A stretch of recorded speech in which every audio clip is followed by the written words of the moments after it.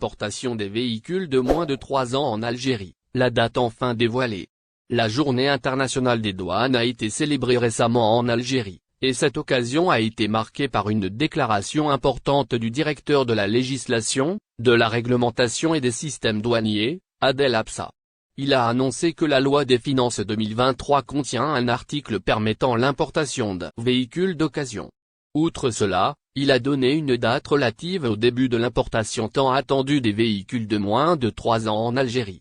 Selon Habsa, l'entrée en vigueur de cette nouvelle réglementation interviendra après la publication du texte d'application dans le journal officiel. Il a également précisé que le texte en question a été élaboré par les différents secteurs concernés et qu'il répond aux besoins des consommateurs ainsi qu'aux exigences de qualité et de sécurité. Le texte en question devrait être publié au cours de la première semaine du mois de février, a-t-on appris de sources sûres.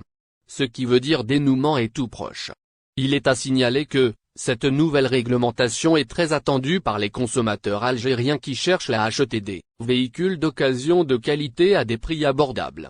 L'importation de véhicules d'occasion de moins de 3 ans va permettre aux consommateurs de bénéficier de véhicules récents et en bon état, avec des garanties de qualité et de sécurité.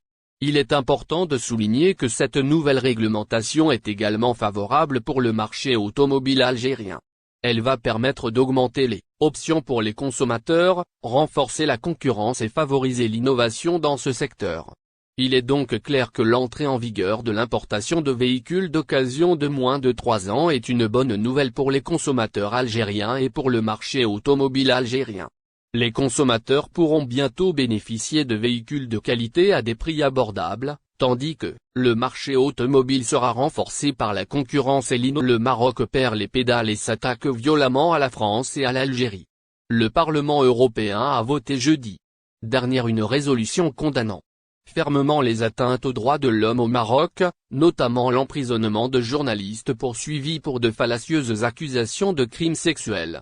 Le PA a aussi condamné la corruption de certains de ses membres par le Maroc afin d'influencer la politique étrangère de l'Europe, comme l'a démontré une enquête de la justice belge.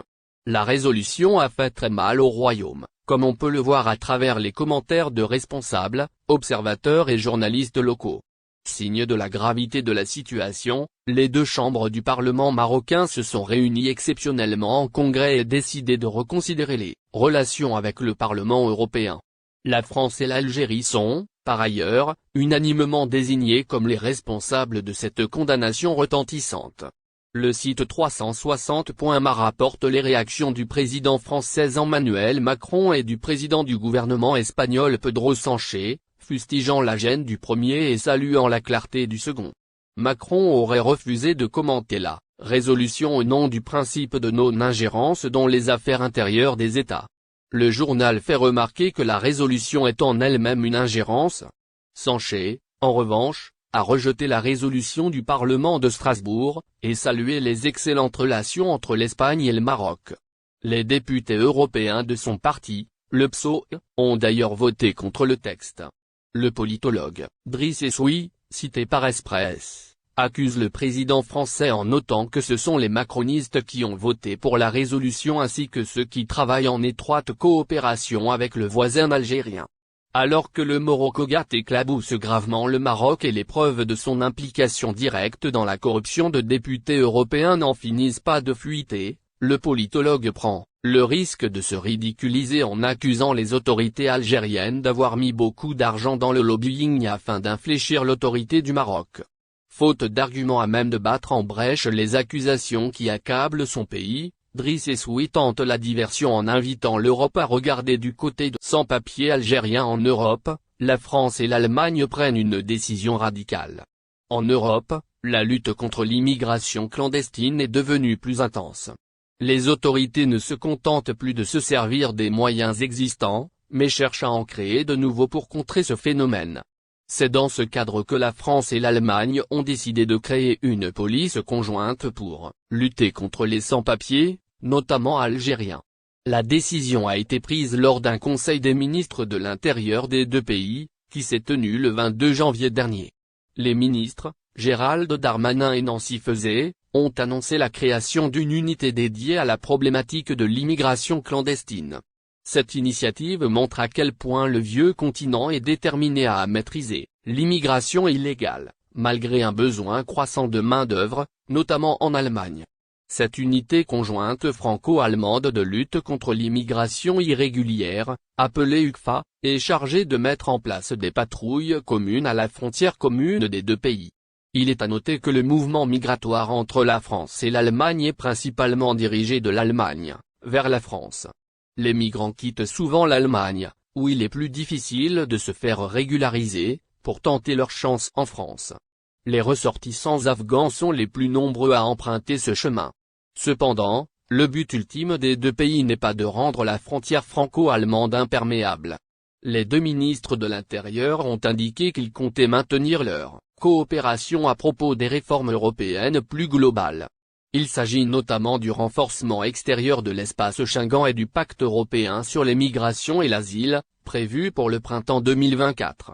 Ils cherchent également à s'accorder la coopération des pays d'origine des migrants, en favorisant les retours de ressortissants clandestins et en luttant contre les pas. Plus de détails sur l'attaque contre des civils algériens par un drone marocain. C'est finalement un convoi de 5 camions qui a été pris pour cible ce matin par un drone marocain sur la route Tindouf-Zoura, affirme le média sahraoui et ce Sahraoui. 3 camions auraient été touchés faisant 4 victimes, toutes algériennes, révèle le média qui cite les secours et le témoignage des rescapés. Selon les médias mauritaniens et sahraouis, un drone marocain aurait bombardé hier, 24 janvier, un semi-remorque mauritanien à l'intérieur du territoire sahraoui sur la route menant de Tindouf à Zourat, au lieu-dit Azkoula qui se situe dans la zone contrôlée par le Front Polisario. Cette attaque aurait fait 6 victimes, 3 morts et 3 blessés, toutes mauritaniennes. Le camion transportait, selon le site Zourat Media, une quantité de terre extraite pour l'orpaillage illégal, qui devait être traitée en Mauritanie.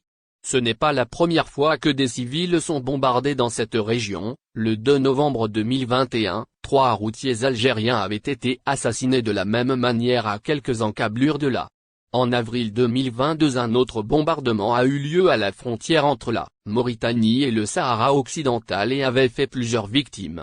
Le Maroc a lancé une campagne de bombardement tout azimut dans la partie contrôlée par le Front Polisario du Sahara occidental contre des cibles civiles et militaires avec pour objectif de faire de cette zone un no man's land.